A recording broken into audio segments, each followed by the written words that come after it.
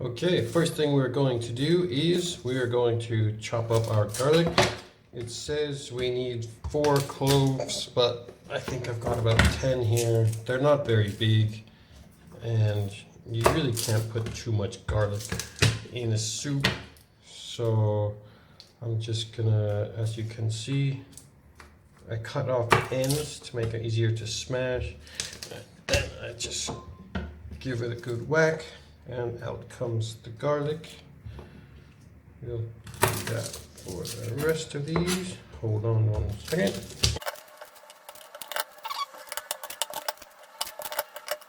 I'm going to get these nice and finely chopped. No chunks of finger or skin added, hopefully.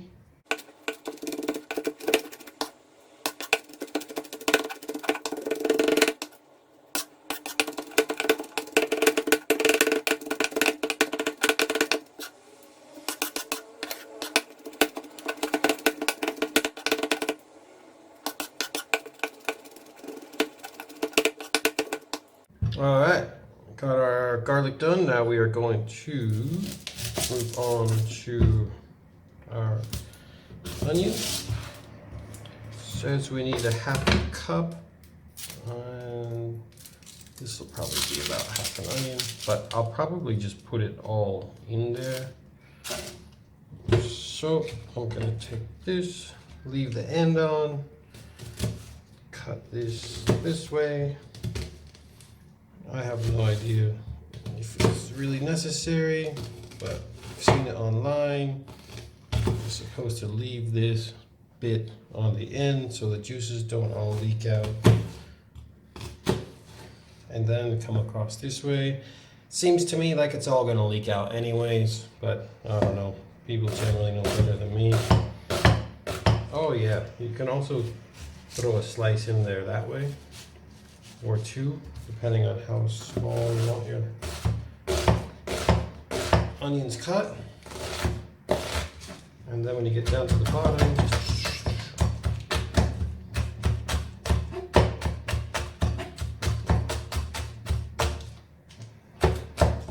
alright, there we go.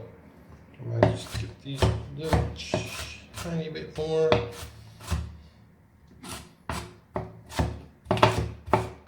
And then I'm going to throw these in the bowl with garlic because they're going to be cooked together. And I will do that in just a moment.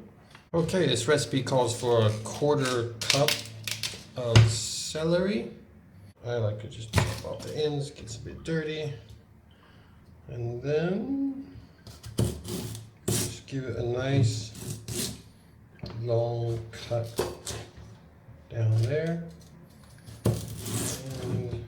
Another one there. Try not to break anything.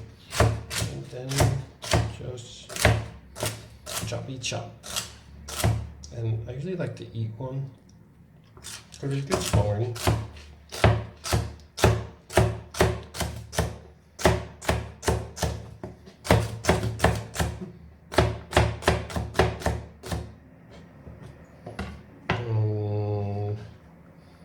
That's probably, yeah, that's about a 1/4 cup. Recipe calls for 2 cups of diced tomatoes. I got these nice little ones.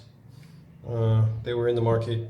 They were on sale. They look pretty good. A couple little blemishes, but I think we will just chop these up into irregular shapes like so. Again, trying not to get any skin or fingertips in the recipe. I don't know how these are supposed to be cut up, but I figure if I do it in a whole bunch of different ways, at least one of them will be right. And then I can hide the bad ones.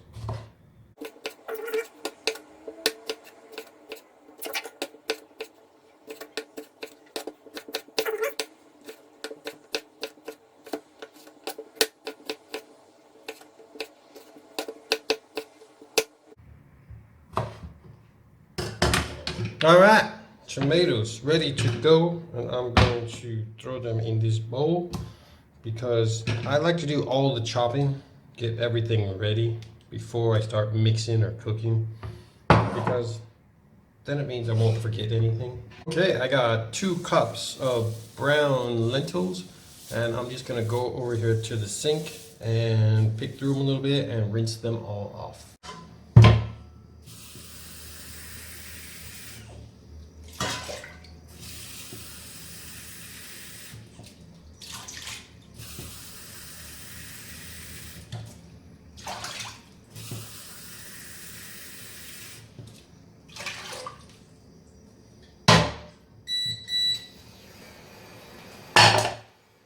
Okay, potatoes not in the recipe.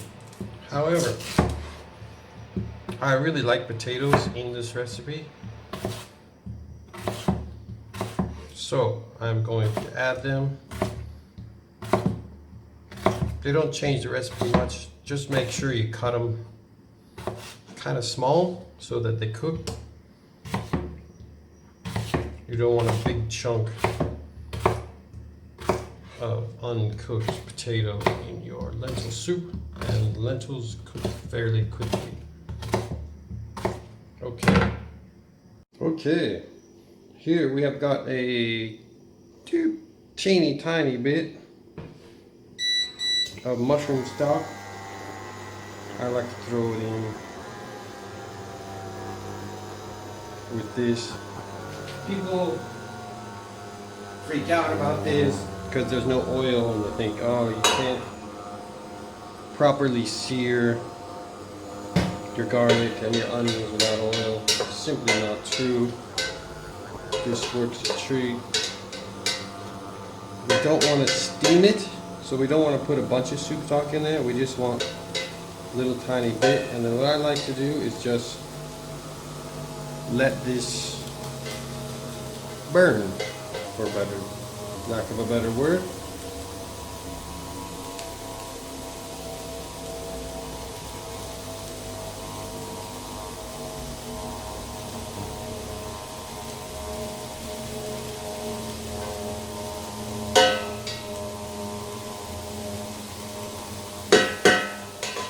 It's a little bit less stirring that you would do with oil. If you put really hot oil in there, you would want to stir it all the time. But I like to let things get hot, and that's how you brown it a little bit. And I'll just let the camera roll here, and you can see the whole process. So when it starts getting really hot, I like to just put a tiny bit of the soup stock in there. That didn't really make much noise. You can see it's starting to brown here on the side of the pot. That's what we want.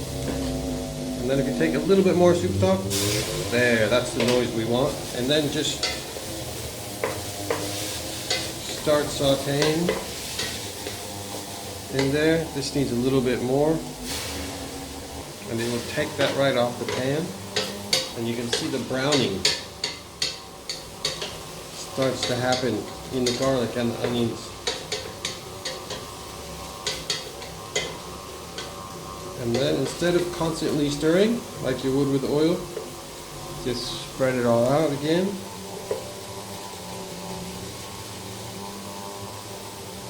Let it brown. And as you'll see, we will have perfectly brown garlic and onions. I don't usually put the celery in there at this point, but it was all in a bowl, and I'm too lazy to separate it. So we'll just let that get hot again. Knock some stuff off the refrigerator. Oh, knock my head on the camera. This is the second video I've ever made, so I don't really know what I'm doing. But I can see at the bottom here, oh yeah, we're starting to get some browning again. And put some more stock on there. Browns up.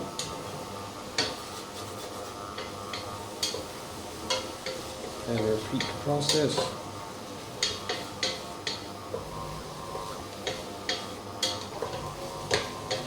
I think I'll make another video just to show people how to do this without the celery, because the celery really makes it hard to see the browning compared to if I just did the onions and the garlic by themselves. But let's see how we go. You can see some of the browning there, and it'll just take a couple minutes. We'll start to brown again.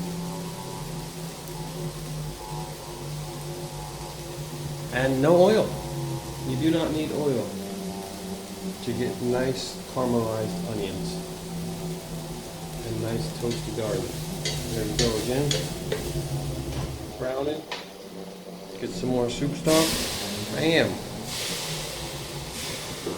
Let it cook up a bit. Mix in with the brown. And then mix it all together.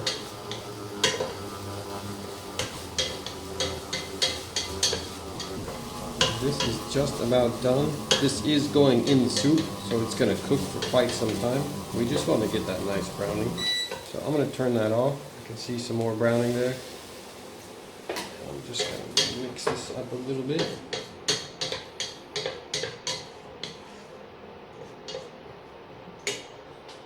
Alright, now we are ready for the curry, cumin, and thyme. Cumin is supposed to be 2 teaspoons. Unfortunately, I think I'm running a little bit low. There's 1-ish. And yeah, there we go. That's almost exactly what we need. And thyme, 1/2 teaspoon. That's about a halfie. Ooh, I like it a little bit more. Yeah, it's good. Curry powder. We need 1 teaspoon of curry powder. Yum, yum. Yum, yum. A little bit more. Okay, we'll just turn this on real quick. Let this stuff work in. I'll have to throw a little bit more of that vegetable stock in there. Wow. Man, those flavors. They are delicious smelling.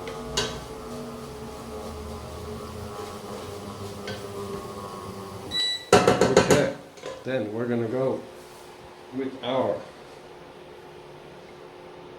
tomatoes. I like to stir flavor in there a little bit.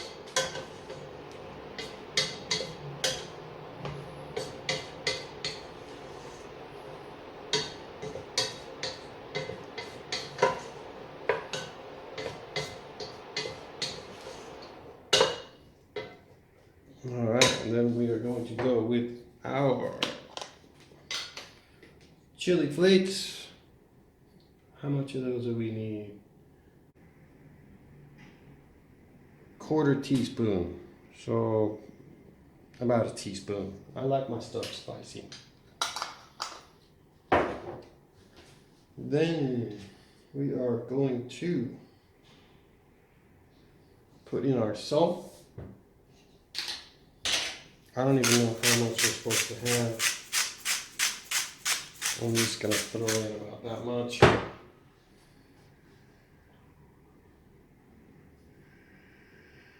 And then we're going to go for our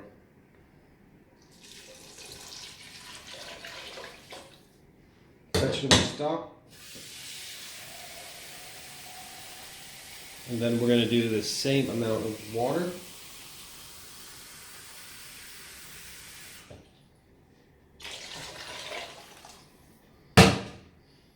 And we're going to throw in our lentils. I'm going to go ahead and turn this back up.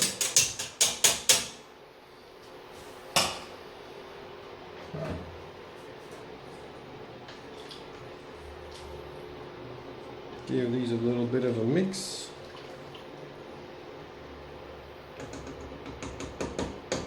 And then we're going to take our potatoes, which again are not part of the original recipe, but I really like them. They are super delicious in this soup.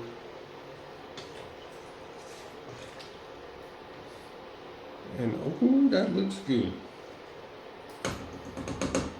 And what we're going to do with that is we're going to just bring it up to a light boil and then let it simmer for 30 minutes. Alright, and with the kale, I like to just break off these leaves. This is kind of Chinese kale that we get here in Thailand. The kale you have at home may or may not look like this. I have no idea. But I just break them off and then I'll wash them all up, and then I will cut them into little teeny strips about this big, and then I will throw them in the pot like the last 5 minutes or so, and I'll show you that when we get there. Alright, I got my kale washed up, and I like to just roll them up, choppy chop. And then when you get one roll all chopped up, just turn it. Don't put any of these stems in there. And then chop it up that way. And then you can just get another batch, shake the water out a bit. Ooh, watch your language. Roll it up. Same thing. Just give it a little choppy chop.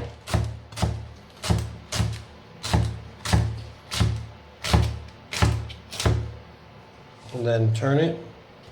And give it a little choppy chop this way.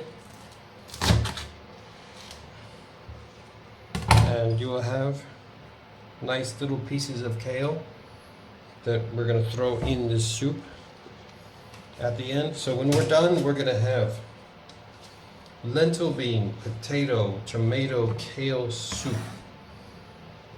It's got to be the healthiest thing that you can eat. And I'm making the bread that is in a video right near this one because I made them at the same time. So I'll show you the final product when I'm all done. Okay, these lentils are just about done. Probably about 5 more minutes. So what I'm going to do is I'm going to take my big lovely bowl of kale and dump it in. That's a lot, bit more than I usually put in there, but it's alright, it'll shrink down a little bit. And we're just going to cook that for about 5 more minutes, and then of course it'll sit here and cook for quite some time after that. And kale is a very sturdy green. If you're looking at that thinking that's going to be some sort of disgusting lettuce type wilted mess, it's not. It will remain firm even in the heat, and as you can see it shrinks, but it doesn't get just wilted and disgusting. It's much stronger than lettuce. Okay, I'm gonna let that go for about 5 minutes, and I got some bread cooking, and I'll see you when it's time to eat. Okay, this is the lentil soup out of the Whole Food Plant-Based Diet Cookbook, or the China Study Cookbook. And this bread that you see on top of it there is also from that book. It is delicious. And also you'll notice that I got a lime there as a garnish. It really puts a great taste on this soup, and dipped in this bread. It is so good.